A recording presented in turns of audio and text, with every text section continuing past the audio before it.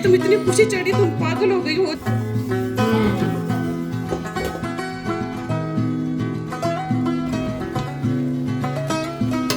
इतनी slim smart हो।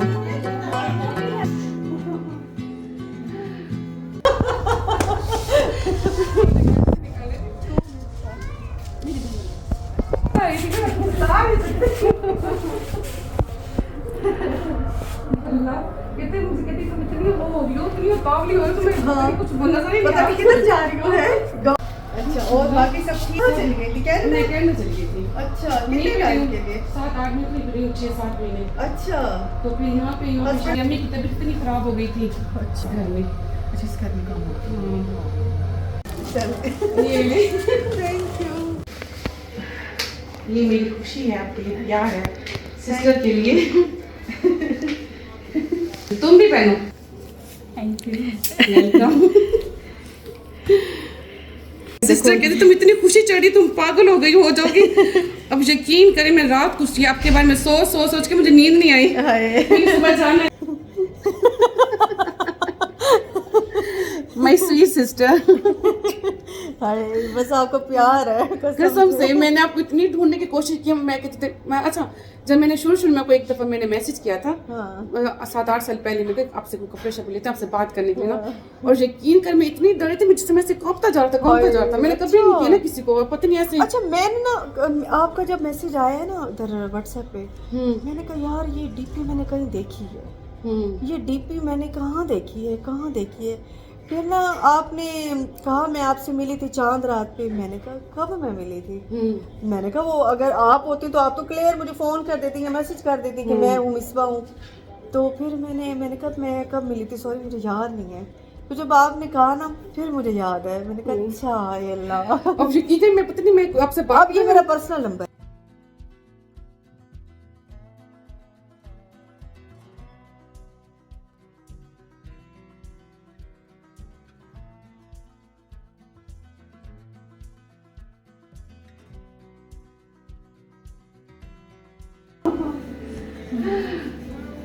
आप मेरी बहन है। अस्सलाम वालेकुम, कैसे हैं जी आप सब? आई होप आप सब ठीक होंगे। और जिस दिन मेरी फ्रेंड आई थी ये उससे अगला दिन है और आज मुझे किचन में काफ़ी सारे काम थे। तो पहले तो मैं थोड़ा सा अभी क्योंकि सफाई का काम चल रहा था तो मैंने सारा पहले गीला कपड़ा लगा लिया, उसके बाद फिर मैं एक ड्राई कपड़ा लगा लेती हूँ। तो काउंटर टॉप जो है किचन का वो बड़ा अच्छा सा ना क्लीन हो जाता है, साफ़ साफ़ सा लगता है बहुत ज़्यादा। तो हम तो बहुत ज़्यादा इसका ख्याल रखते हैं, 2 से 3 बारी हम लोग साफ़ करते हैं। कभी मैं कर लेती हूँ, कभी सोनिया कर लेती है, तो बस इस तरह चलता रहता है। तो आज मैंने बनाना था जी गाजर का हलवा, जिसके लिए मेरे पास ये गाजरें थी तकरीबन 2 से 2.5 किलो होंगी। और उसको मैंने कहा चलो चॉपर निकालते हैं। ये वेस्ट पॉइंट का चॉपर है जो कि मुझे शाजी ने गिफ्ट किया था और इसी में मैं चॉप कर रही हूँ। काफ़ी बड़े साइज़ का है इसलिए मैं ज़्यादा इस्तेमाल नहीं करती, लेकिन आज मैंने कहा कर लेती हूँ, मिनट लगेगा और गाजरें जो ना सारी कद्दूकश हो जाएंगी।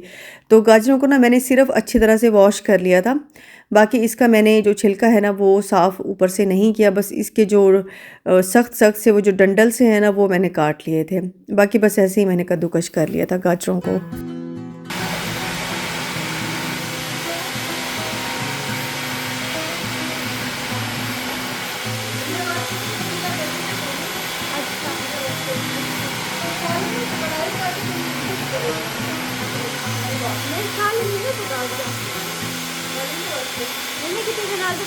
छोटे नहीं जैसे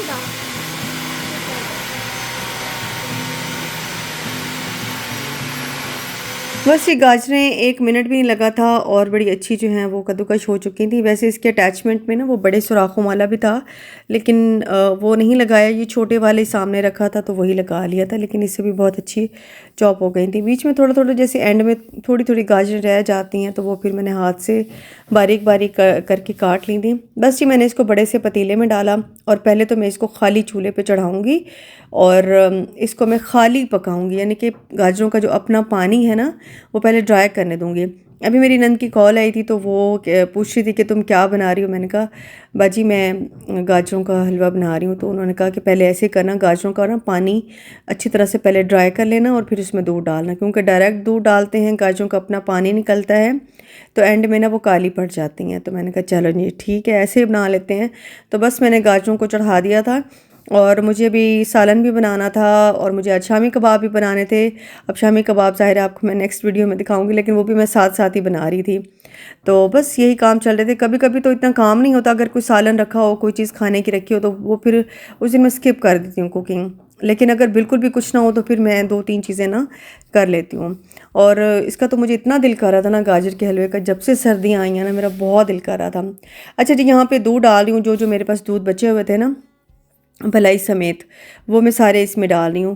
क्योंकि मेरी नंद ने कहा था कि भलाई मत निकालना, वैसे मैं निकाल लेती, लेकिन उन्होंने कहा था कि भलाई समेत ही दूध डाल देना, इससे अच्छा टेस्ट आता है।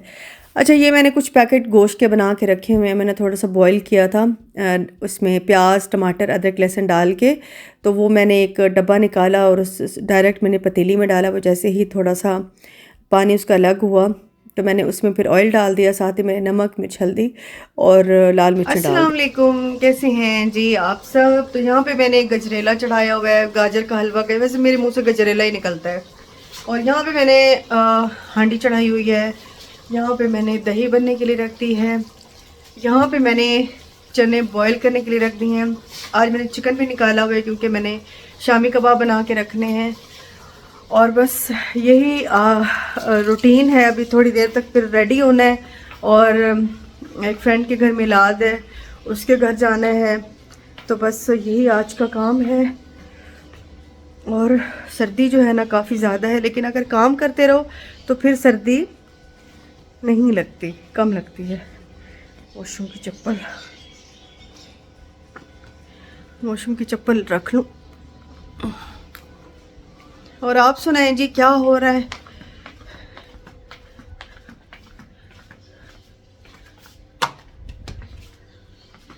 अकेली जाऊंगी, बेटी ने जाना है अपनी ट्यूशन पे और सोनिया भी घर पे रहेगी। मैं, शाजी और इशाल, बस ये लोग जाएंगे। तो बस मैं थोड़ी देर में रेडी होती हूँ। और हांडी में क्योंकि मैं बना रही हूँ ये चकोतरे, हम तो इसे चकोतरे कहते हैं, पता नहीं आप सब क्या कहते होंगे। तो हम इसे चकोतरे कहते हैं। तो चकोतरे गोश्त बना रही हूँ और इसको मैं पतला पतला सा काटूंगी। और ये बड़े सॉफ्ट हैं, आजकल मिल भी रहे हैं और बड़े छुई मुई से होते हैं, यानी कि 5-10 मिनट में ये बड़े अच्छे से ना गल जाते हैं। तो ये पकाइएगा, बड़े अच्छे बनते हैं। जैसे तूरियाँ होती हैं ना, थोड़ा सा इनका वैसे टेस्ट होता है। तो यहाँ पे जी ये गोश्त जो है वो बुनाई पे आ गया। और सर्दियों में ना इस तरह ये स्टीम बहुत ज़्यादा बनती है। मुझे समझ नहीं आ रही थी कि मैं आपको कैसे दिखाऊं, इतनी ज़्यादा स्टीम बन रही थी ना। तो खैर यहाँ पे बस ये भून लूँगी और फिर इसमें सब्ज़ी डाल दूँगी और फिर इसको मैं कवर कर दूँगी। गोश्त जो है वो बिल्कुल गला हुआ था, इसलिए कोई टाइम ही नहीं लगा। और यही होता है कि अगर थोड़ी सी प्लानिंग कर ली जाए तो आपका टाइम कम लगता है और कम टाइम में जो है वो आपका खाना रेडी हो जाता है। यहाँ पे दूध मैंने डाला था और साथ साथ पक रहा है। मैंने आँच जो ना ज़्यादा कर दी थी ताकि जल्दी से ना दूध ड्राई हो जाए, क्योंकि अभी जाना भी है, रेडी भी होना है। तो दिन इतना छोटा होता है कि आप जितनी जल्दी भी काम शुरू करें फिर भी कोई ना कोई काम ना रह ही जाता है। रात को सोते हुए मैं सोचती हूँ कि अच्छा ये भी रह गया, ये भी रह गया, ये भी रह गया। तो बस ये चलता रहता है। तो चलें जी, ये मैंने इसमें चकोतरे काट के डाल दिए। इसको बस मैं कवर कर दूँगी और ये थोड़ी देर में रेडी हो जाएगा हमारा सालन। और आज मुझे इतनी ठंड लग रही थी ना, वैसे तो ठंड है लेकिन अब दिन ब दिन ना बढ़ती जा रही है, क्योंकि जिस दिन धूप नहीं निकलती ना उस दिन ठंड जो है वो बहुत ज़्यादा बढ़ जाती। इसलिए आज मैंने अपने हस्बैंड का ये अपर पहना हुआ था और ये काफ़ी मुझे कंफर्टेबल सा लग रहा था, क्योंकि मुझे हैवी चीज़ें भी नहीं पहनी जाती किचन में काम करते हुए। फिर इतना हैवी कोट शोट ये वो जर्सियाँ मेरे से नहीं पहनी जाती। लाइट वेट हो, अच्छा हो, आप कंफर्टेबल हो के काम भी करें। अच्छा जी, अब सालन का एंड है। मैंने इसको थोड़ा थोड़ा ग्रेवी टाइप रखा था, पानी बिल्कुल भी ऐड नहीं किया। और अब मैंने इसमें अदरक मिर्चें और धनिया वगैरह ये मैंने डाल दिया था। बस इसको मैं थोड़ी देर के लिए अब पकाऊंगी और ये डन हो जाएगा।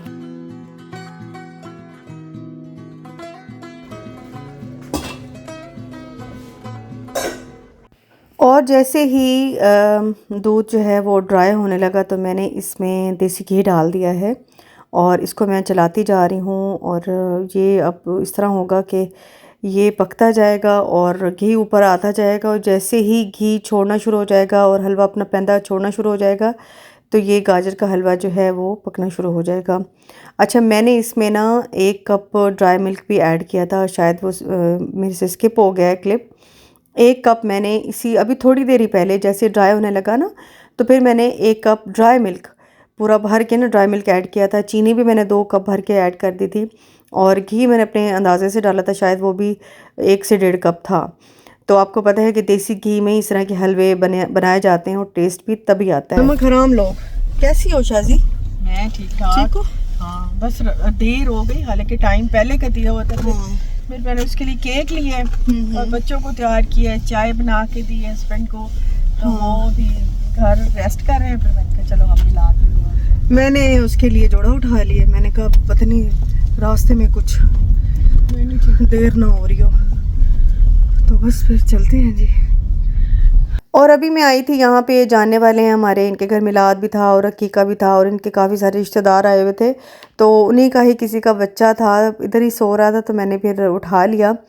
और ये बच्चा आराम से सो रहा था, बच्ची थी, बेबी गर्ल थी, तो मैंने उसको बड़े प्यार से उठाया हुआ था। और अल्लाह ताला ने औरत में इतनी ममता भर दी है ना कि उसको हर बच्चे पे प्यार आ रहा होता है, स्पेशली जो न्यू बॉर्न बेबीज़ होते हैं ना, उन पे तो बहुत ही ज़्यादा प्यार होता है। कैसे फरिश्ते की तरह होते हैं और कितने मासूम होते हैं वो।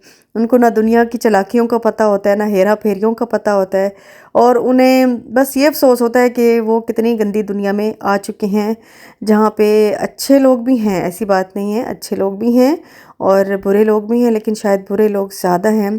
तो बड़े एहतियात से जो है वो चलना चाहिए।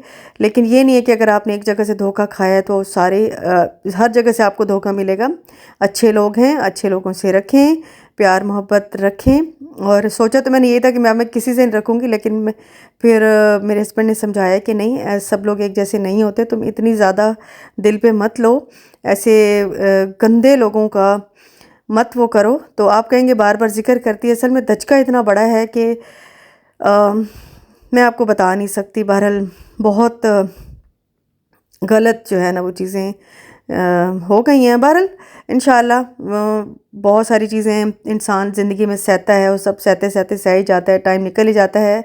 बहरहाल यहाँ पे हमने मिलाद सुना और उसके बाद खाना वाना खाया था और उसके बाद हम चले गए थे घर। अब आपसे चाहूँगी मैं इजाज़त, इंशाल्लाह मिलूँगी आपसे नेक्स्ट वीडियो में। अपना बहुत बहुत ख्याल रखिएगा। अल्लाह हाफिज़ जी, बाय बाय। आप कितनी मैन हो, फिर भी आप